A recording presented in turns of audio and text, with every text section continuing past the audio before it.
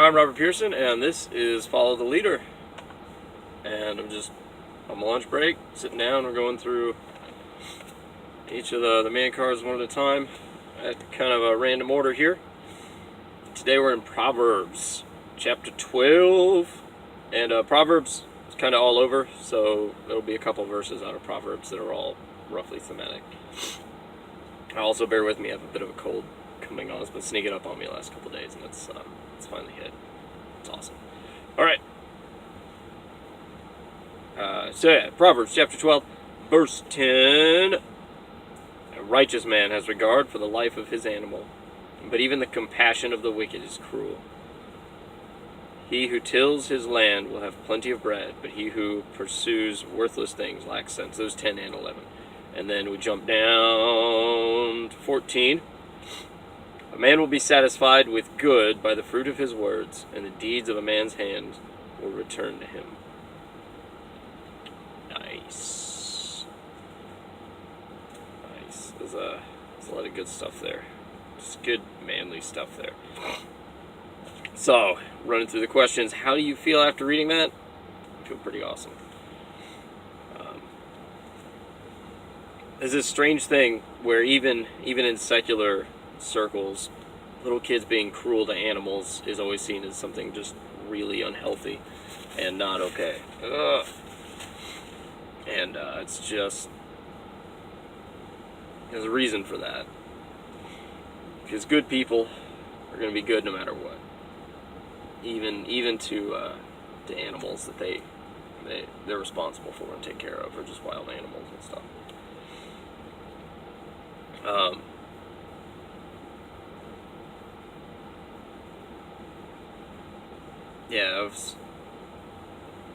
You have to treat your pets right, but in addition, treating wild animals correctly is very important.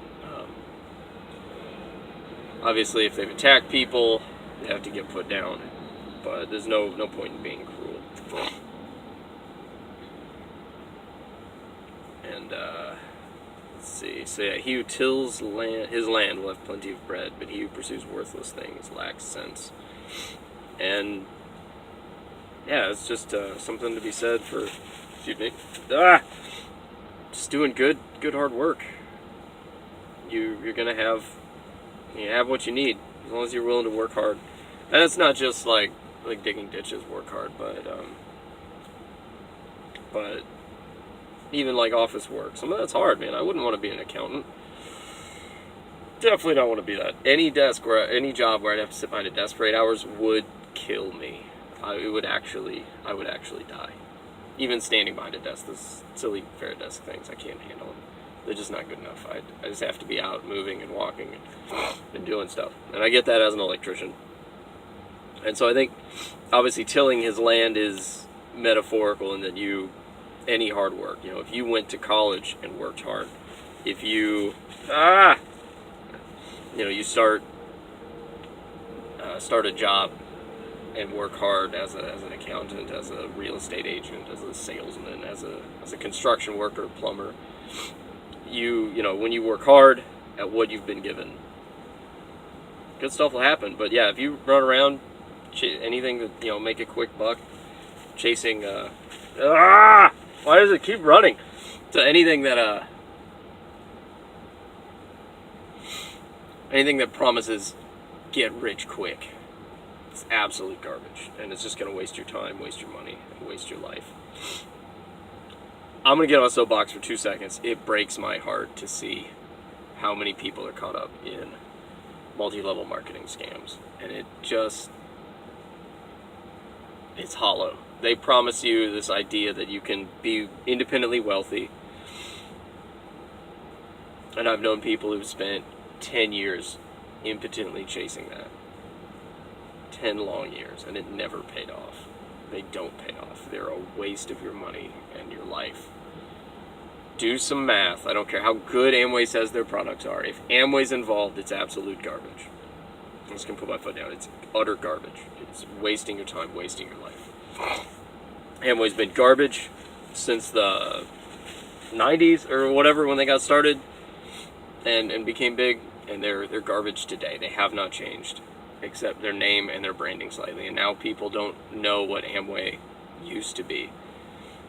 And so they're able to deceive a whole new generation of people, and it is heartbreaking. Anyway, soapbox over. All right. And then 14. More work hard and you get what you need. Man will be satisfied to the good and fruit of his words. You gotta be good in action, and as well as in speech. So I hate when people use the word karma, because that's a Hindu, Buddhist. Is it Buddhist? I think it's a Hindu precept. And I hate when Christians agree with karma, because that's not how it works. That's a different religious system. It's a different theology. The biblical principle, you can find a biblical principle of sort of a reciprocity, where you work hard and you do good by other people and good things happen. But that's more a nature of common sense. Think about it. If you run around ripping people off, somebody's going to eventually rip you off and not feel too bad about it. Because you develop and cultivate a reputation, a history of relationships. It's just a matter of common sense. Of the average person likes to see justice done. And if you've wronged them in the past, they're going to do everything they can to undercut you and wrong you to, a roughly equivalent amount that they feel they've been wronged. And it's just the way God hardwired people. I mean, even little kids, they care about what's fair. There have been I heard about a study done on vending machines where an average person, if they have an opportunity to steal from a vending machine, will only take up to 3 items, like 2 or 3 items. And the proposed idea for the survey is that maybe they always stop. They don't take as much as they can carry. They take 2 or 3 items of this thing they want. And it's the idea that they've been ripped off so many times in the past by these vending machines. They're like, I got even now, okay. We settled the score for all the times my Snickers bar got stuck. Stupid vending machine. All vending machines everywhere, the score has been settled because this one was unlocked. It was kind of interesting. I can't remember where I find it. Yeah, I googled it. It's somewhere. It was a study by government college dollars at work or whatever.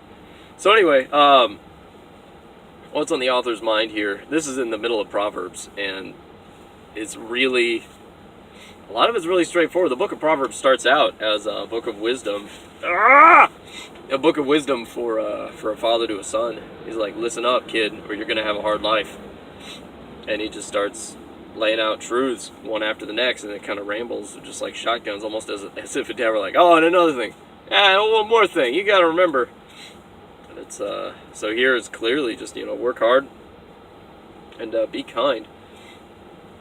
I saw a chintzy internet quote, one of the little motivational ones that go around. It was cute and well done, but it was the quote was, "You can tell the measure of a man by how he treats those who can do nothing for him." And it might be some Mark Twain quote or something. Those are always misattributed or whatever, but I felt like that stands true from at least where I stand and what I've seen. Is when you have nothing to gain, do you still give your best? Are you still kind and patient? When you get nothing out of it, there's nothing for you in return, are you still a good person? If you have no accountability for how you're going to behave right now at this moment, you're still going to do what's best. You're still going to be like Jesus. And you see that kind of here, a righteous man has regard for the life of his animal. So I jumped ahead. Have you heard the same thing somewhere else? And yeah, I've heard that. I've heard the karma idea. I think it's more common sense, but you also see it put out in Scripture that, cast your bread along the waters and many days it will return to you. There's a very real sense that what you do in life is going to, over the long game, play out to be done back to you. If you're very giving and kind, other people around you are going to be inspired to be giving and kind also. Or you're going to only hang out with people who are giving and kind because all the jerks are like, I can't stand that guy, and they go somewhere else. Or if you're a jerk, all the jerks hang out and they're like, this guy's my people. Why? My brain is leaking out of my face. So, what does this mean for us today? Honestly, be kind to everyone. Don't swerve for squirrels in the road, because that's dangerous. You'll die more than save a squirrel. And but wildlife preservation is very important. And hunting, if you look at the long game, is a very important part of maintaining that balance, because whenever states have outlawed hunting a certain animal, suddenly that animal begins to just overwhelm the ecosystem. Looking at you, wolves. Yeah. So yeah, and then beyond that, between being a genuinely kind person, also just genuinely work hard and be honest and care about what's going on around you. And you'll find that more people are honest with you and work hard around you and care about you by caring about what's going on around you. Yeah. So that's all I got. Pretty straightforward, pretty brief. You guys are all awesome. So give me your answers to the questions, any one of the questions you like, or ask your own poignant questions, and maybe I'll answer those. And keep saying, oh, this cold has gotten my brain thinking slower than it normally does. Anyway, you guys are all awesome. Godspeed. Boop.